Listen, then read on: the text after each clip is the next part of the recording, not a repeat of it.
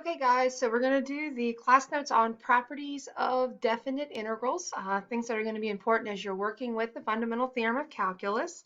So in talking about that, let's look at our scenario here. And our scenario is that Callie's New Year's resolution is going to be to exercise more and lead a healthier life. Obviously, I feel like we're doing that right now, working on going on walks with my dogs because it's about the only time I can go outside. So we're gonna work together on being a little healthier. So do try to get outside and enjoy a little bit of the sunshine that we have here in the spring, even as we are doing our social distancing and doing our part to not spread the virus that's out. So part of her New Year's resolution, she's on the elliptical, and notice that what we've given you here is we've given you the rate at which she burns her calories, and that rate is going to be the function f of t. Okay, so that will be kind of important as we are working through this problem. The graph is shown below, and so during the first 4 minutes, she does burn 20 calories. So they're basically giving you, remember that the area, the net accumulation, the amount of calories that she's burning from the beginning of her workout to now is going to be the 0 to 4. And so they're giving you this area under the curve, which is 20 right there. Now I'm going to pause the video and I'm going to let you guys go ahead and calculate the areas yourself for each of these segments of the graph and then restart the video once you have that calculated. So I'm just going to count to 5 here so that way you guys know to pause and then restart when you're ready.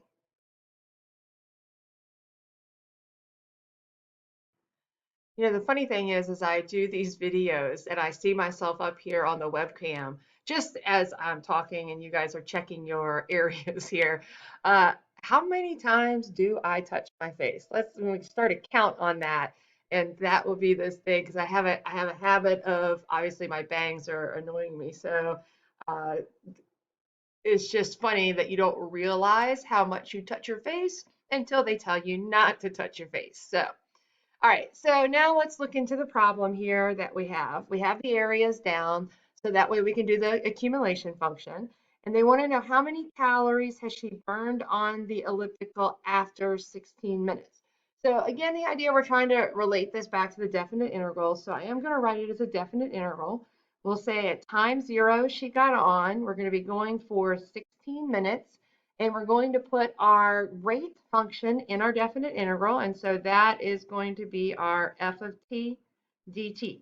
So we're asking to calculate this rate, the definite integral, the rate function, which is going to be the accumulation function of how many calories that she's burned in total from her start time at 0. So basically, we're just adding up the areas under the curve, and it's an exact value because we've used geometry to get all of the areas except for the first one, which they gave us. So this is going to be an exact value. And so 0 to 16 would be the area going from here all the way out to 16. So just kind of filling that in so that we can take a look at it.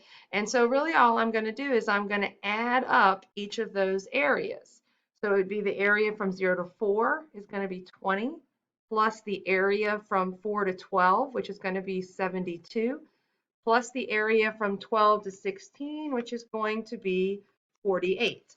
And now this concept right here is this idea that in order to get the entire accumulation from 0 to 16, I really was breaking it up into smaller intervals and then adding them up. So that's going to give us our first property. And also, just by the way, I should add it up. It's equal to 140 calories. So we're going to do this one a little differently. I'm going to kind of do the summary as I go along for this. So let's slide down here to integral properties. So the first important idea is going to be that if I want to calculate the integral from a to c of f of t dt, then it doesn't really matter how many subintervals that we do on this. I'm going to break it into 2, but we could break it into 3 or 4 or so on. But you could calculate the integral from a to b of f of t dt. and we can add that to the integral from b to c of f of t dt, and that would also be the net area. So we can kind of work this in terms of adding each small section of area together is the same as adding the area of the whole thing together. So that's property number one that we have. All right, so now let's come in, let's take a look at question number two. And I just realized that I wrote that down. Now I'm going to slide up. I forget that when I'm down here in my tablet that it doesn't move the screen up here. Sorry. So this is the property that I wrote down. I'll kind of zoom in here to highlight it. And so the idea is that when you're looking at it, that it doesn't matter, like if you want to go from A all the way to C and we want the whole net area, that we can break it up into partitions and find the smaller section areas and then just add them up. So that's fairly straightforward. Now, there is an interesting thing about this, which I'll mention here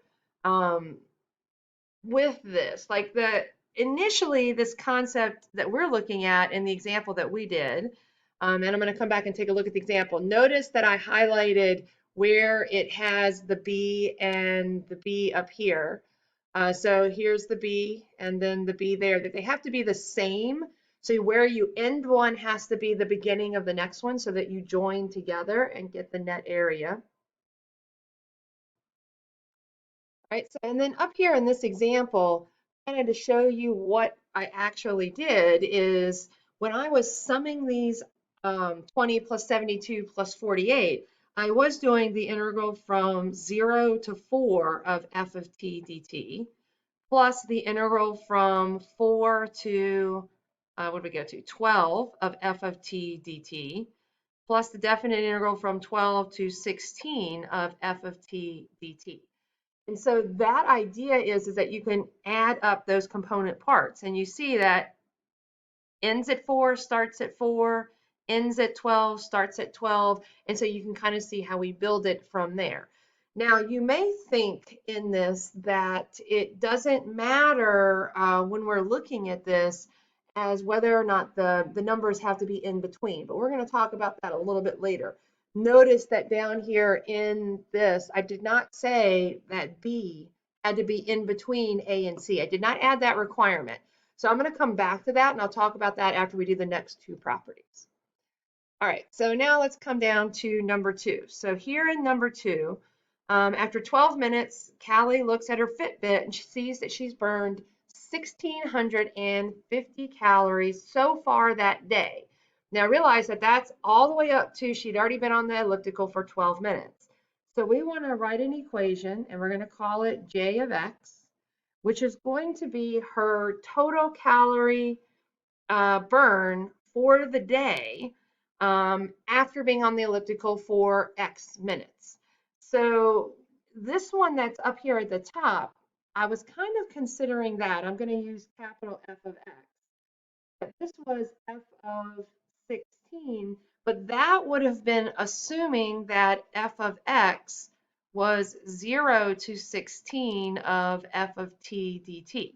So, oops, sorry, 0 to X of f of t dt. And so when we're looking at that, and I don't know if this is in your guys' way, where's my mouse? I'm going to move myself over here. All right, so in that one, notice that the very beginning of it is 0. So that was because we were assuming that we started at time 0 and we're going on. But in the problem down here at the bottom, I'm actually not starting at time 0. I want to start at time 12 because the 1,650 is how much she had at 12 minutes in. So when I set up my definite integral, I'm actually going to start it at 12 and go to x of f of t dt, because we're only going to need to calculate the net change from 12 up as we are doing that. So that would be my function, my net accumulation function that includes my daily calorie burn for the day. Now, of course, this is only going to be valid for the time that she's on the elliptical. So X is going to go run between, now obviously 0 and what are we going for? 24 in this problem because she didn't get on until at time 0 above on the graph of f of t. So x is still going to run 0 to 24. Now that may bother you that when you look at that, what does it mean to go like before 12? What actually is going on? So the next question is kind of related to this is that what's happening? What is J of 0? Now, obviously, J of 0 is the calorie burn that occurred prior to the getting on the elliptical, prior to the elliptical. And so one question that we might ask is, how can we figure out how much she's burned before she gets on the elliptical? And hopefully, as you guys are sitting there at home and we're taking a look at this kind of shaded area right here, well, if we know that up to 12, she had 1,650 calories burned, then we simply just need to take out the 72 and the 20 that we know is the area under the curve that represents the calorie burn from 0 to 12. So kind of writing this down, I would actually be going, okay, well, it's the 1,650, and then I'm going to take out 92 calories because that represents the area that she had up until 12 minutes. All right, I'm going to write it this way, 1,650 minus the definite integral that she had from 0 to 12 of f of t dt. Okay, now that may be something like, if you think about it, that doesn't look exactly like what I had up there for j of x. So when you're looking at that, let's kind of go back toward, let me slide over here a little bit for you guys, that the formula that we had for j of x is going to be, was 1,650, and there was a plus, right? See how this plus was in here? And remember, the x was up there at the top. So it was 1,650 plus the integral from 12 to 0 of f of t dt. That would have matched our quote unquote formula that we had for j of x. But what we know kind of in how we would think of it in real world scenario, that we actually subtracted the net area that we had from 0 to 12. And so the idea here is going to lead us to our second property, that this portion right here is equivalent to that portion right there. And so there's an idea of direction involved in this. That if I was accumulating going from 0 to 12, I added area in. But if I'm going backwards from 12 to 0, I do the opposite of what we did before. So if I accumulate from 0 to 12, then when I go from 12 to 0, I have to take it back out. So it is the opposite or the reverse. So the property that we're going to add in for that then, so let's slide down here to the property list. So my second property that we're going to get out of this is that if I have an integral that's going backwards from a to b, so instead of going a to b, it goes b to a, in this definite integral, that going backwards or reversing is simply going to be the opposite of what you did going from a to b of f of t dt.